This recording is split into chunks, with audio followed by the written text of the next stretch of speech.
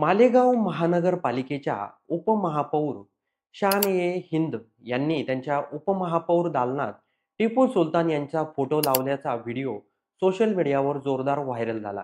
त्यानंतर एकनाथ शिंदे यांच्या शिवसेनेच्या नगरसेवकांनी जोरदार हरकत घेतली.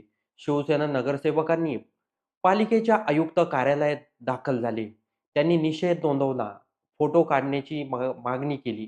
तर हिंदुत्ववादी संघटनाही आक्रमक झाल्या. त्यानंतर आज हा फोटो काढण्यात आला आहे. उपमहापौर पदाच्या दालनातील हा फोटो हटवण्यात आला आहे. छत्रपती शिवाजी महाराज आणि टिपू सुलतान यांच्या संदर्भातील एका वक्तव्यामुळे काँग्रेस आणि भाजप आमने-सामने आले आहेत. काँग्रेसचे प्रदेश अध्यक्ष हर्षवर्धन सापकाळ यांनी छत्रपती शिवाजी महाराज आणि टिपू सुलतान यांचे कार्य समकक्ष असल्याचं विधान केल्याचं आरोप आहे. या विधानानंतर राज्यभर तीव्र प्रतिक्रिया उमटल्या. मुख्यमंत्री देवेंद्र फडणवीस यांनी या वक्तव्यावर कठोर टीका केली. भाजपच्या नेत्यांनी आणि कार्यकर्त्यांनी आंदोलन सुरू केलं. पुण्यात भाजप आणि काँग्रेस कार्यकर्त्यांमध्ये तणाव निर्माण झाला.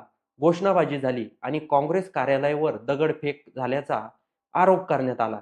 काँग्रेसने भाजपवर गुंडगिरीचा आरोप केला आहे, तर भाजपने सापकाळ यांच्या वक्तव्याला आक्षेपार्ह आणि इतिहासाचा अपमान करणारे म्हटलं आहे. दरम्यान वर्धा येथे माध्यमांशी बोलताना हर्षवर्धन सापकाळ यांनी भाजपवर पलटवार केला.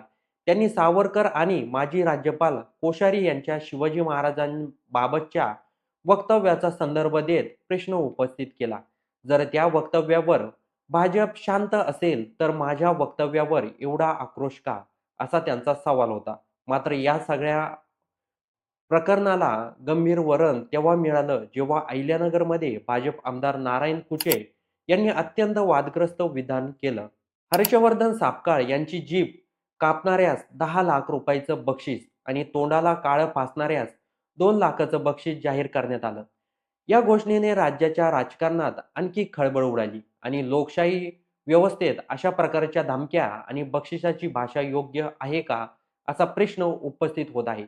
जालन्यात आणि इतर ठिकाणीही भाजपने आंदोलन केली. काँग्रेस कार्यकर्तेही आक्रमक झाले. घोषणाबाजी, निर्देश आणि आरोप प्रत्यारोप सुरूच आहेत. या सगळ्या वादात काँग्रेसमधूनही वेगळी भूमिका समोर आली आहे. माजी प्रदेश अध्यक्ष नाना पटोले यांनी स्पष्टपणे सांगितलं की छत्रपती शिवाजी महाराजांची तुलना कोणाशीही होऊ शकत नाही.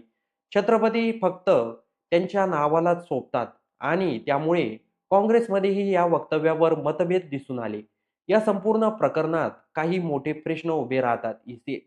इतिहासातील महान व्यक्तिमत्वाचा वापर राजकीय फायद्यासाठी केला जात आहे का? भावना भडकून राजकारण तापवण्याचा प्रयत्न होत आहे का? आणि सर्वात महत्त्वाचं म्हणजे मतभेद असेल तरी हिंसाचाराची भाषा आणि थेट धमक्या देणं लोकशाहीला शोभतं का? छत्रपती शिवाजी महाराज हे महाराष्ट्राचे आराध्य दैवत आहे. त्यांच्याबद्दल बोलताना प्रत्येक राजकीय पक्षाने जबाबदारी, संयम पाळणं आवश्यक आहे.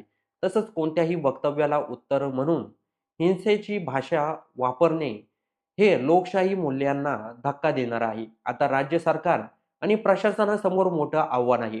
शांतता राखणं, कायदा सुव्यवस्था कायम ठेवणं आणि राजकारणाला मर्यादित ठेवणं महाराष्ट्राची परंपरा विचारांची आहे. त्यामुळे सर्व पक्षांनी संयम बाळगून हा वाद शांत करण्याची गरज आहे.